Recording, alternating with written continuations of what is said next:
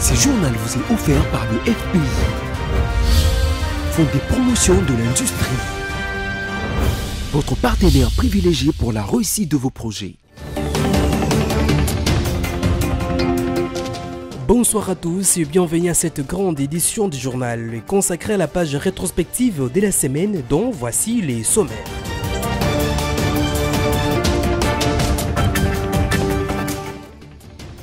Vous l'avez suivi au cours de cette semaine, le président de la République Félix Tshisekedi, garant du bon fonctionnement des institutions, a présidé à la Cité de l'Union africaine une réunion institutionnelle en vue de passer en revue la situation générale du pays. Carnage à la prison centrale de Makala, le bilan passe de 129 à 131 morts, a annoncé le porte-parole du gouvernement Patrick Mouyaya sur le plateau de France 24. Et enfin, le monde du cinéma a perdu l'un de ses figures emblématiques, James Earl Jones, communément appelé le roi des Zamunda, qui est décédé à l'âge de 93 ans le 9 septembre 2024 à son domicile du comté des Dutchess dans l'état de New York.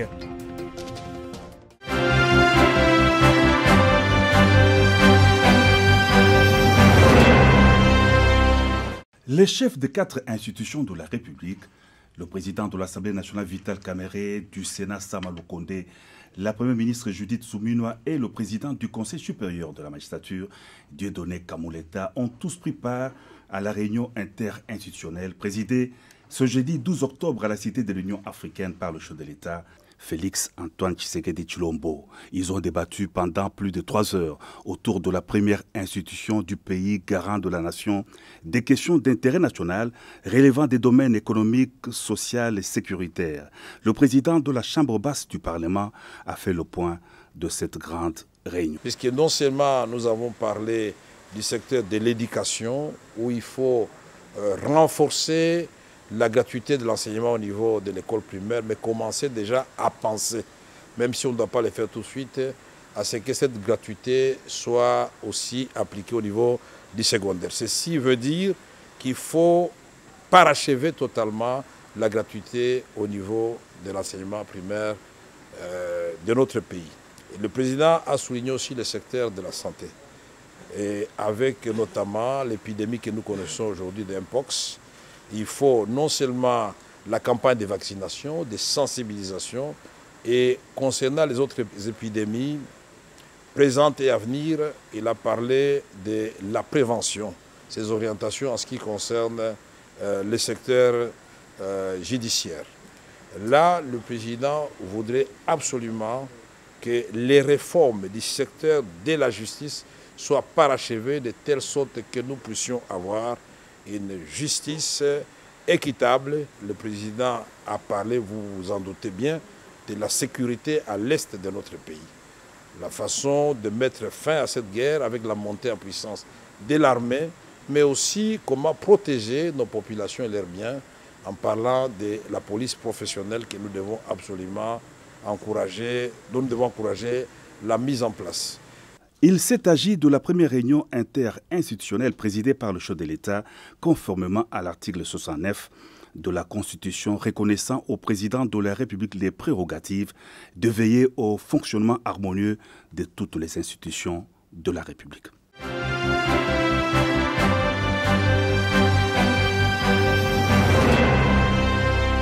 Le président, le ministre de l'Intérieur, l'envoyé spécial du président. Porteur d'un message officiel du président de la République centrafricaine, le ministre de l'administration du territoire, décentralisation et du développement local, Bruno Yapandé, a été reçu ce mercredi 11 septembre 2024 à la Cité de l'Union africaine par le président de la République, Félix Antoine Tshisekedi Tshilombo. Un tour d'horizon de l'actualité de l'heure et surtout tout ce qui entoure l'environnement de collaboration d'entente et de coopération entre la RCA et la République démocratique du Congo a été fait lors de cette rencontre. C'est des échanges vraiment fructueux qui peuvent nous aider à bien avancer dans la bonne direction tant souhaitée par les deux pays. Nous sommes beaucoup appesantis sur le processus démocratique et politique en République centrafricaine, notamment les différentes élections. L'année dernière, nous avons organisé les élections locales, le référendum constitutionnel dans notre pays. ce qui nous a permis de nous faire doter d'une nouvelle constitution que nous appelons la constitution de la 7e République. Et cette année, c'est également une période exceptionnellement consacrée à des différentes élections. Nous avons déjà enclenché le processus. La République centrafricaine, qui organise sous peu des élections locales et qui seront suivies l'an prochain des élections générales, s'est dit par ailleurs disposée à recevoir tout soutien de son voisin, la RDC. Vu la proximité de la République démocratique du Congo avec la République centrafricaine et ce que nous avons en commun, mais nous ne pouvons que soutenir tout apport qui peut venir soit de la part de la République démocratique du Congo et d'autres pays voisins de la République centrafricaine. Vous savez que la République centrafricaine sort d'une longue période de crise qui a miné négativement le système économique et financier de notre pays et nous ne pouvons que compter sur nos frères. Bien avant cette entrevue, le chef de l'État avait conféré dans ce même cadre avec le président du Conseil supérieur de l'audiovisuel et de la communication CESAC. Christian Bossembe a fait part aux premiers citoyens du pays de nombreux défis auxquels cette institution d'appui à la démocratie est confrontée.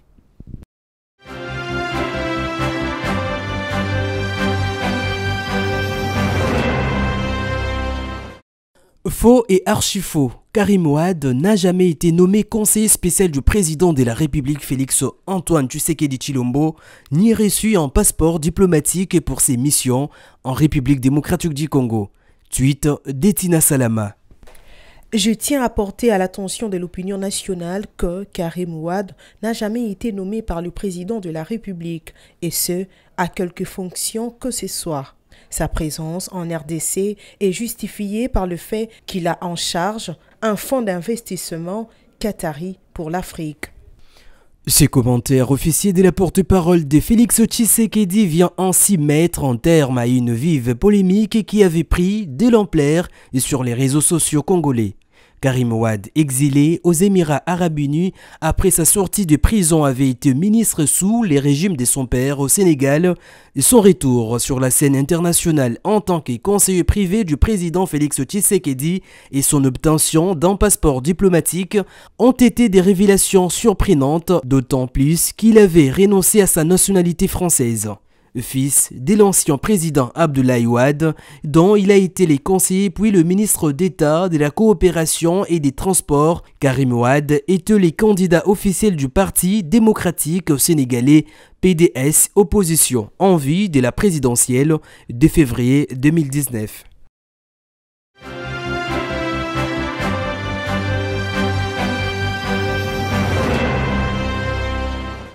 Au cours de cette réunion entre les membres du gouvernement souminois et les Fonds monétaires international FMI à la primature de la RDC, les discussions ont porté sur le nouveau programme de la facilité élargie de crédit FEC et un cadre sur le climat.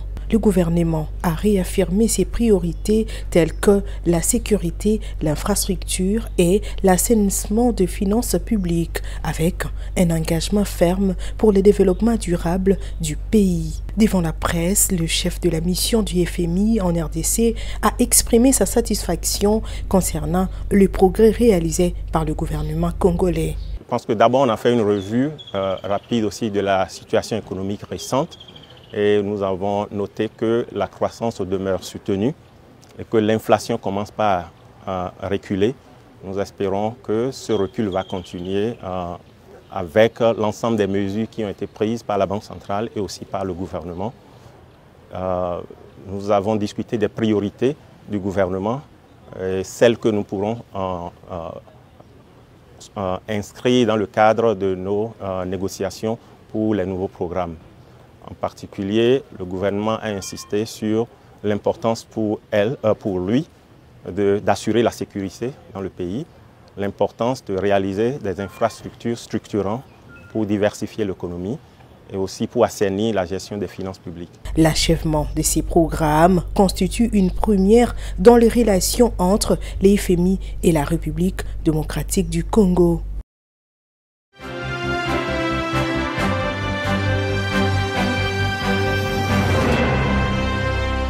nous sommes à la veille de la rentrée parlementaire et donc il était important de pouvoir échanger avec l'honorable président de l'Assemblée nationale par rapport à un certain nombre de sujets. Et vous savez très bien que cette rentrée parlementaire, elle sera budgétaire et donc il était important de pouvoir échanger par rapport au processus budgétaire. On va bientôt, en respectant les prescrits de la LOFIP, venir déposer le projet de loi des finances pour 2025. En même temps, il va y avoir le projet de loi pour la reddition des comptes ainsi que le projet de loi rectificative pour l'exercice 2024. Donc tout ça, ça a été les sujets de conversation que nous avons pu avoir avec l'honorable président ainsi que l'honorable questeur, accompagné évidemment du ministre des Finances ainsi que du vice-ministre des Budgets qui représente le ministère du Budget. Bien sûr, on va respecter les délais constitutionnels. Vous savez que le 15 septembre tombe un dimanche, donc nous serons au rendez-vous pour le lundi. Non, dire que les travaux n'ont commencé que depuis un mois n'est pas exact. Nous sommes investis depuis le 12 juin et le travail a commencé parce que nous avons été investis sur base d'un programme d'action du gouvernement qui a été validé ici au niveau de l'Assemblée nationale et donc partant de là, le travail a commencé et pour la loi rectificative, pour la reddition des comptes aussi et aussi pour le projet de loi de finances pour 2025.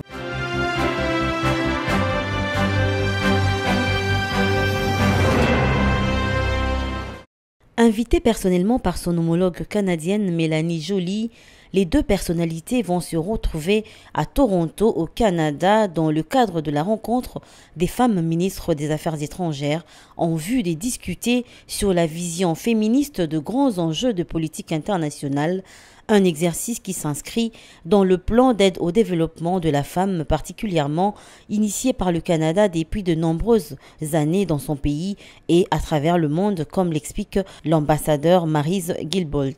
Aujourd'hui, c'est la visite imminente de la ministre d'État au Canada qui a été invitée à Toronto par ma ministre des Affaires étrangères, la ministre, l'honorable Mélanie Joly, pour participer à la réunion des femmes ministres des Affaires étrangères. Donc, elles seront une vingtaine de femmes qui portent le titre, les homologues de ma ministre qui ont été conviés pour discuter de grands enjeux de politique internationale, mais d'un point de vue, et ça s'inscrit parfaitement d'un point de vue des femmes. Ça s'inscrit dans notre politique féministe d'aide au développement.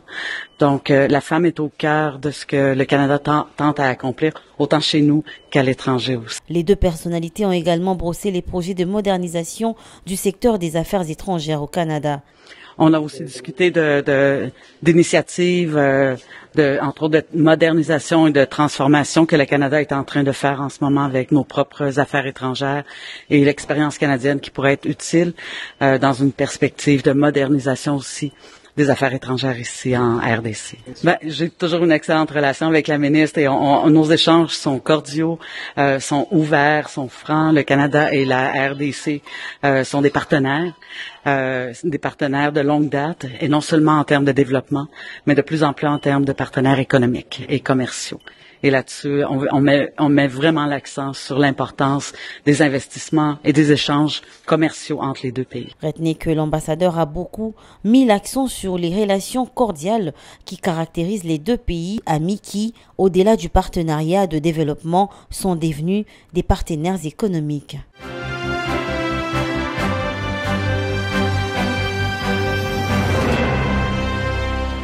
D'abord, je dois commencer par vous dire que le président de la République a présidé aujourd'hui un conseil de ministres extraordinaire qui a porté entre autres sur la question de cette évasion de Makala, parce que lorsque les événements ont survenu, il était en séjour en Chine. La première ministre qui suivait de près toute la question lui a fait et tous les rapports, et le président de la République a demandé à ceux qui s'occupent de l'enquête de pouvoir faire rapport dans les 7 jours qui suivent.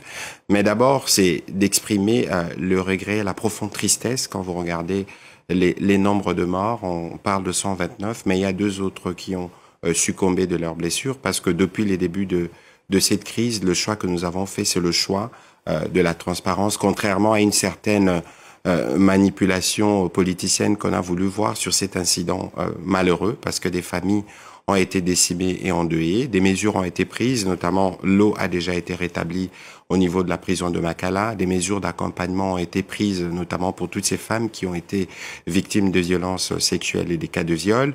Et les ONG, les organismes non gouvernementaux, notamment le Bureau conjoint des Nations Unies pour le droit de l'homme, seront impliqués dans l'enquête en cours parce que nous voulons tous connaître la vérité de ce qui s'est passé ces jours-là et de ce qui a conduit à ces circonstances dramatiques. Mais déjà, ce que je peux vous dire, c'est que le président de la République l'a dit aujourd'hui en Conseil de ministres, des sanctions sévères seront prises, y compris pour ceux qui étaient en interne, qui ont concouru de près ou de loin à la survenance de ces tentatives d'évasion.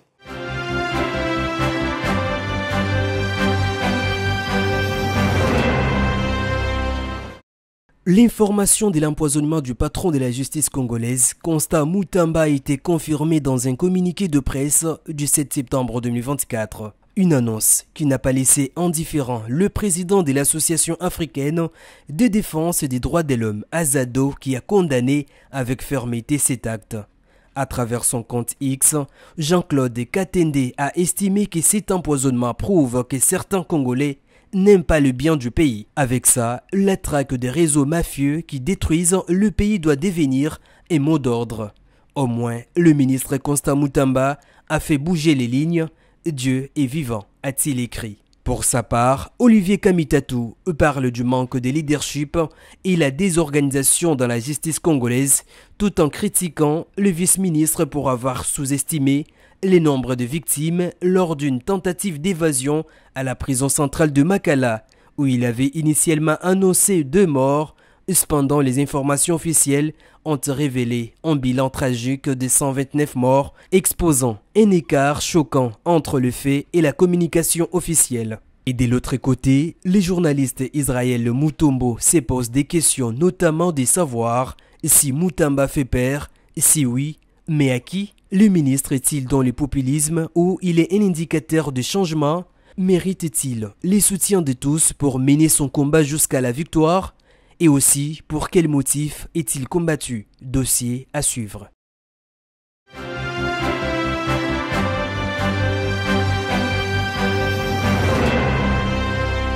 Nous ne sommes pas en contact avec lui, ils ont refusé qu'on puisse le voir. Et il a subi dernièrement une opération, on l'avait retiré le vésicule biliaire. Donc ça veut dire qu'il est d'abord sous traitement et il doit faire son check-up après 2 mois. Donc ça veut dire que cette semaine ici, normalement, il devait déjà aller faire son check-up. Son alimentation est vraiment stricte. Donc je n'ai pas accès, je ne sais pas quoi dire aux enfants et je ne sais pas non plus pourquoi est-ce qu'on l'a arrêté. Le jour où il était arrêté, je n'ai pas eu l'occasion de parler avec lui au téléphone. Donc jusqu'aujourd'hui, je n'ai pas de nouvelles. Donc ce que je voulais demander, je tiens à vous remercier aussi, la Voix des 100 hommes, pour nous avoir accueillis en ce lieu et de pouvoir lever notre voix pour que aujourd'hui mon mari soit libéré de là où il est. Nous vivons à la sueur de notre front.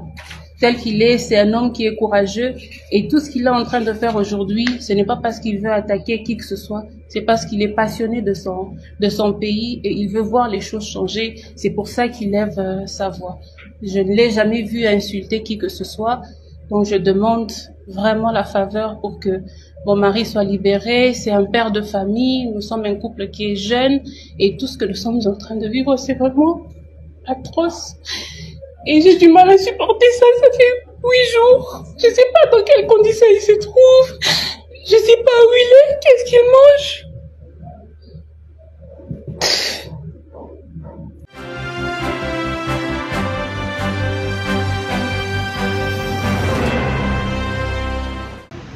Les bancs syndicales de la RTNC est venu voir son Excellence ministre de la Communication et Médias pour l'informer sur la situation qui prévaut actuellement au sein de notre établissement, où le personnel est laissé à son triste sort, avec un barème qui traîne entre les ministres, sur la table plutôt du ministre du Budget, le barème qui a été signé par notre ministre depuis 2021 et qui attendait les contreseins du ministre du Budget. Jusqu'à ce jour, nous pouvons dire que le ministre d'État refuse de signer ce barème. Et à cela, il faut ajouter 15 mois d'arriérés d'une partie du salaire, de 25% du salaire de l'ancien barème, que nous totalisons jusqu'à ce jour. Cette situation crée une crise, n'est-ce pas, sociale au niveau de la radio-télévision nationale congolaise. Après avoir été avec le ministre, il nous a invités à la patience, le temps qu'il prenne contact avec son collègue du budget pour voir quelles solutions on peut apporter par rapport à ça. Et nous allons attendre peut-être jusqu'à mardi, mercredi. Dépasser ces délais, nous serons obligés de passer à la vitesse supérieure avec d'autres activités qui sont déjà prévues.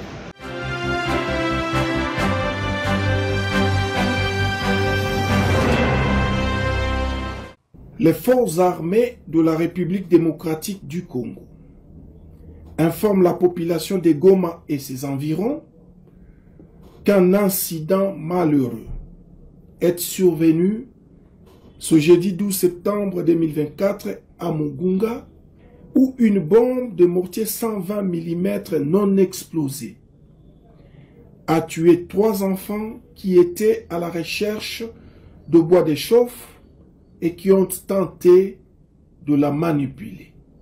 Tout en compatissant au malheur qui vient de frapper les familles des victimes, et afin d'éviter pareils incidents dans l'avenir, les forces armées demandent à la population d'éviter la manipulation de tout objet métallique d'origine inconnue et de signaler sa présence aux forces de défense et de sécurité.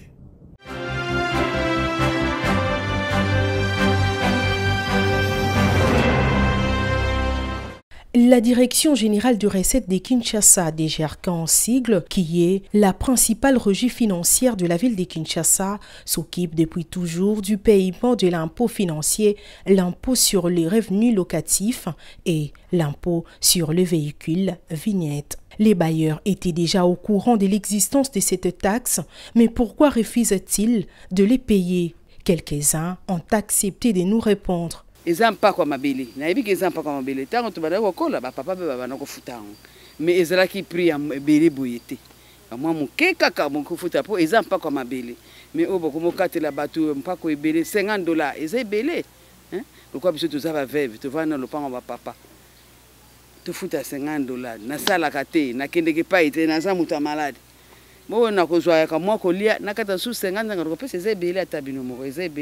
D'autres par contre déclarent être nouveaux bailleurs et veulent avoir plus des explications claires sur les paiements de cette taxe, car selon eux, les agents de la DGRK ne respectent pas leurs obligations fiscales.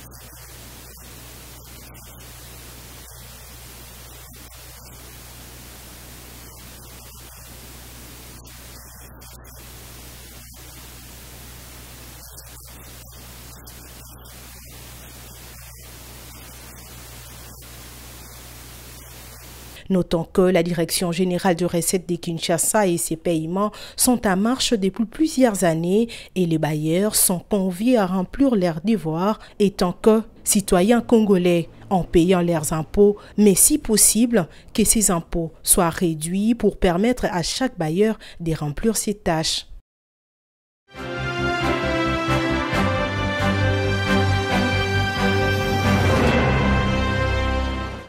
Lancé depuis le 10 septembre 2022 par le chef de l'État Félix Antoine Tshisekedi Tshilombo. Mais depuis lors, les activités des travaux de réhabilitation de la route Kananga-Kalambambouji tournaient au ralenti faute de financement. Lors d'un point de presse tenu le 10 septembre dernier à Kananga, le gouverneur du Kasaï central, Joseph Moïse Kabwili, avait promis relancer les redémarrages de ces travaux sur la route reliant Kananga et Kalambambouji. Chose faite, ces travaux de construction ont bel et bien démarré comme vous pouvez les constater dans ces images.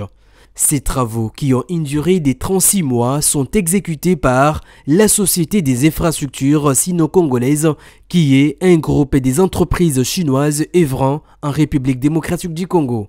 Cette route, longue de plus de 120 km, est d'une grande importance économique pour la province du Kasaï central. Elle facilite les échanges commerciaux entre la République démocratique du Congo et l'Angola et permet d'accéder à l'océan Atlantique à partir du port de Lobito.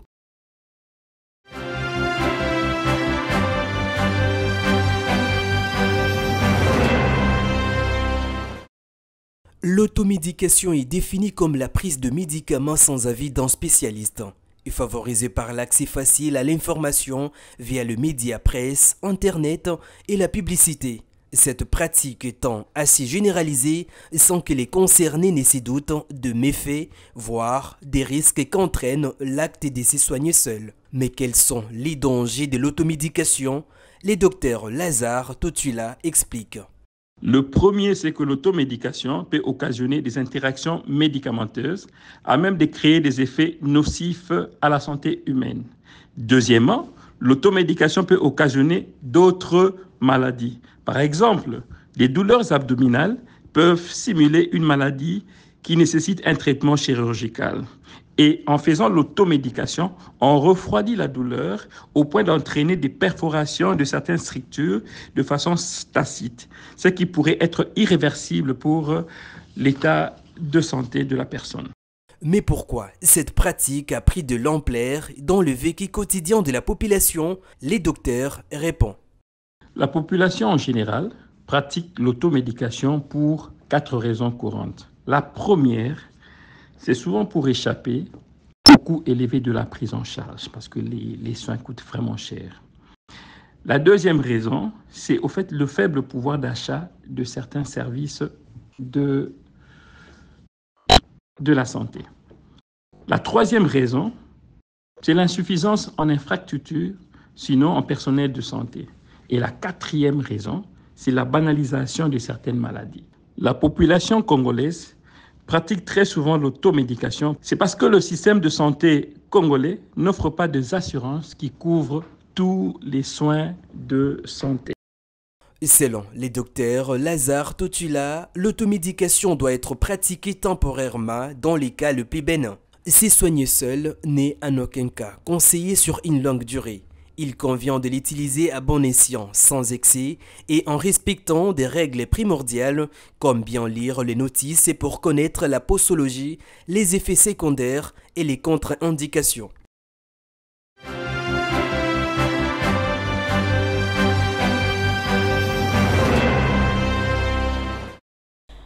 James John, une légende, un artiste complet qui aura su conquérir les planches du théâtre, mais aussi les caméras du 7e art et qui aura fait des passages remarqués par le petit écran, par le domaine du jeu vidéo.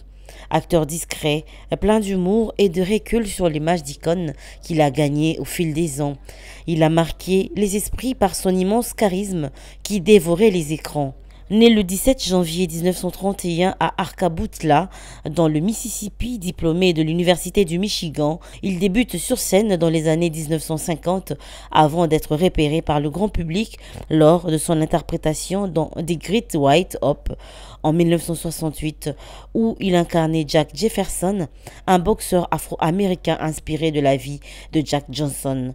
Ce rôle lui permit de se faire un nom à Broadway. Grandi dans des conditions difficiles, dès son plus jeune âge, il a souffert de bégaiement, une affliction qui aurait pu briser sa carrière avant même qu'elle ne commence. Cependant, grâce à la patience de ses professeurs et à un travail acharné, Jones a réussi à surmonter cet obstacle et à transformer ce qui aurait pu être une faiblesse en l'une des forces les plus reconnaissables de sa carrière, sa voix profonde des barytones qui deviendra l'une de ses signatures artistiques. Ce timbre inimitable lui a valu des rôles vocaux majeurs, dont celui du célèbre Dark Vador dans la saga Star Wars, ainsi que celui de Mufasa dans Le Roi Lion. Ces rôles ont consolidé son statut d'icône culturelle, mais aussi d'acteur polyvalent capable de s'approprier des personnages tantôt autoritaires, tantôt bienveillants. Pourtant, malgré ses contributions phénoménales à l'industrie cinématographique, Jones est resté d'une humilité désarmante tout au long de sa vie, préférant se retirer de la scène publique dès qu'il le pouvait. Durant sa vie artistique, James John a entamé une carrière qui traverse les décennies et les genres, allant du drame historique Malcolm X de Spike Lee, où il interprétait Elijah Muhammad, à des rôles plus familiaux comme dans Un prince à New York, le roi des Zamunda. L'artiste n'émerge jamais, dit-on. Il vivra à travers ses œuvres. Ces journaux consacrés à la page rétrospective de la semaine touche à sa fin, mais avant tout les rappels des principaux titres. Vous l'avez suivi, le président de la République, garant du bon fonctionnement des institutions, a présidé à la Cité de l'Union africaine une réunion institutionnelle en vue de passer en revue la situation générale du pays. Carnage à la prison centrale de Makala, le bilan passe de 129 à 131 morts, a annoncé le porte-parole du gouvernement Patrick Mouyaya sur le plateau de France 24. Le monde du cinéma a perdu l'un de ses figures emblématiques, James Earl Jones, communément appelé le roi des Zamunda, qui est décédé à l'âge de 93 ans le 9 septembre 2024 à son domicile du comté de Dutchess dans l'état de New York. Ce journal consacré à la page rétrospective de la semaine est complètement terminé. Merci de votre fidélité. Au revoir et à la prochaine.